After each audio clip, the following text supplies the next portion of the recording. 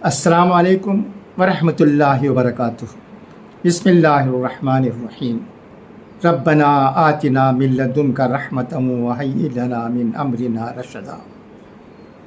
اے ہمارے رب، ہم کو اپنے پاس سے رحمت دیجیے اور ہمارے لیے ہمارے معاملے کو درست کر دیجیے۔ آپ کے سوا ہمارا بھلا کون کر سکتا ہے بھلا؟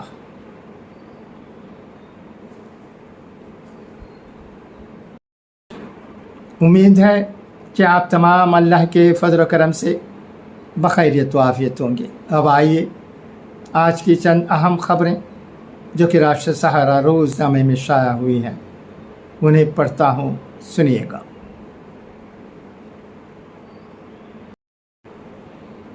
نئی دہلی، راجیہ سبھا کے رکن کپل سبل نے منی پور میں امن قائم کرنے کا راستہ بتایا ہے۔ سبل نے ہفتے کو کہا کہ منی پور میں آگے بڑھنے کا واحد راستہ وزیر اعلیٰ این بیرین سنگھ کو برطرف کرنا اور ریاست میں صدر راج نافذ کرنا ہے۔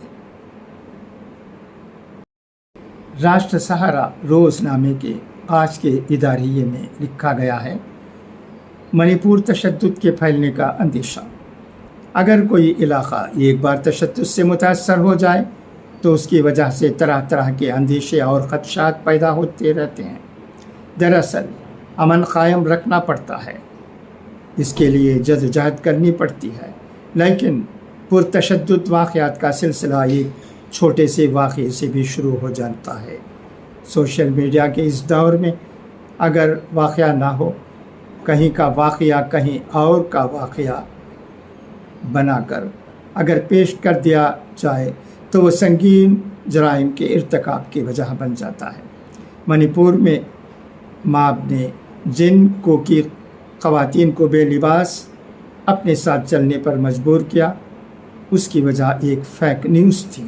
عصمت دری کی فیک نیوز منی پور کی بتا کر سوشل میڈیا پر چلائی گئی، یعنی عصمت دری کی غلط خبر اگر سوشل میڈیا پر نہیں چلتی تو شاید وہ سب نہ ہوتا جو منی پور میں ہوا اور جس کی وجہ سے ملک کی بڑی بدنامی ہوئی۔ مگر سوال یہ ہے کہ پولیس کیا کرتی رہی؟ خواتین کو بے لباس گھمائے جانے کا ویڈیو اگر وائرل نہیں ہوتا، اگر ہندوستان کے چیف جسٹس نے خود ہی نوٹس نہیں لیا ہوتا تو کیا پولیس ملزمین کو اس طرح گرفتار کرنے میں ناکامیاب رہتی جیسے اس سے پہلے تک تھی؟ یہ سوال جواب طلب اس لیے بھی ہے کہ جس تھانے کا یہ واقعہ ہے اسی تھانے میں ایک اور سنگین واقعے کی 0 FIR درج کی گئی تھی۔ یہ شکایت کی گئی کہ 2 لڑکیاں امفال ایسٹ میں ایک کار واش میں کام کرتی تھیں۔ 5 مئی کو کرائے کے گھر میں ان کا ظالمانہ طریقے سے قتل کر دیا گیا۔ شکایت میں یہ بات بھی کہی گئی ہے کہ قتل سے پہلے نامعلوم لوگوں کی بھیڑ نے عصمت دری کی اور ٹارچر کیا، مگر 21 اور 24 سال جن 2 کوکی کی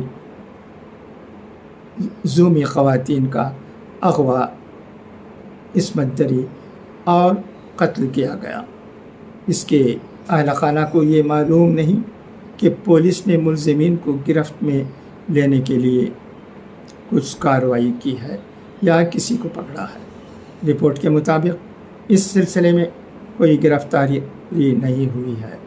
اس سے یہ اندازہ لگانا مشکل نہیں کہ پولیس کس طرح کا رول ادا کر رہی ہے اور منی پور میں امن قائم کرنے میں اب تک کامیاب کیوں نہیں ہوئی ہے۔ مگر میزورام میں مئی کمیونٹی کو ملی دھمکی کی خبر سے اندیشہ پیدا ہو گیا ہے کہ کہیں تشدد کا دائرہ بڑھ نہ جائے۔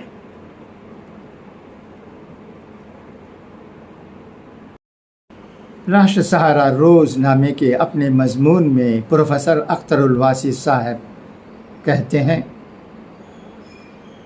ہم نے سرکار سے پہلے بھی کہا ہے اور اب بھی کہتے ہیں کہ اگر ان کے پاس یونیفارم سول کوڈ کا کوئی خاکہ ہے تو وہ عوامی غور و خوض اور ایک صحت مند مذاکرات کے لیے اسے پیش کریں، کیونکہ ایک طبقے میں خوف نفسیات اور دوسرے میں جارحانہ مدافعت ہو سکتا ہے کہ وقتی سیاست کے لیے کارآمد ہو جائے، لیکن اس سے ملک اور سماج کا بھاری نقصان ہوگا۔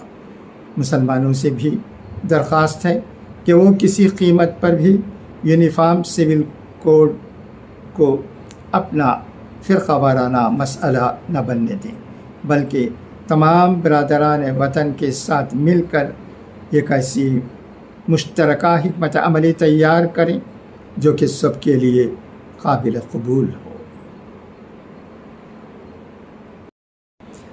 اب آئیے اقوال زرین سنیں۔ ایمان طاقت اور زندگی ہے، نہ زیادہ خاموشی اچھی ہے نہ زیادہ گویائی۔ لگن اور اعتماد انسان کو کامیابی سے ہمکنار کر دیتے ہیں۔ دو گھونٹ اللہ کو بہت پسند ہیں، ایک غصے کا، دوسرا صبر کا۔ کامل انسان وہ ہے جس سے اس کے دشمن بھی بے خوف ہوں۔ خرچ سے بچو اور اگر لیا ہے تو غفلت نہ برتو۔ اچھا، تو اب اجازت، انشاءاللہ پھر ملاقات ہوگی۔ خدا حافظ، فی امان اللہ۔